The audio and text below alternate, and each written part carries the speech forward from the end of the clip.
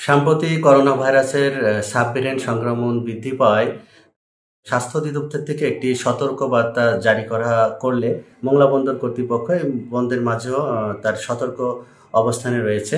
আমাদের restricted area জেটিতে প্রবেশের ক্ষেত্রে স্যানিটাইজার ব্যবহার, মাস্ক ব্যবহার বাধ্যতামূলক করা হয়েছে। এছাড়াও থার্মাল স্ক্যানারের মাধ্যমে তাপমাত্রা পরীক্ষা নিরীক্ষা করে কিন্তু জেটিতে প্রবেশ করানো হচ্ছে।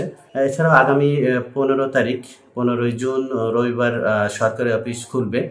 তো একই প্রসেসে কিন্তু অফিসে প্রবেশের ক্ষেত্রে কিন্তু একই ব্যবস্থা গ্রহণ করেছে বন্দর কর্তৃপক্ষ।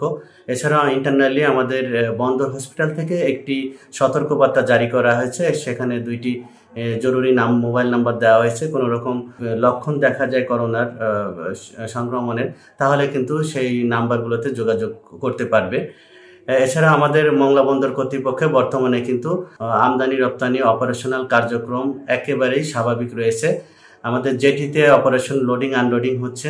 আমদানিকারকরা আসছেন তাদের পণ্য রপ্তানি করার জন্য, লোড করছেন জাহাজ থেকে আবার মাল খালাসও করছেন।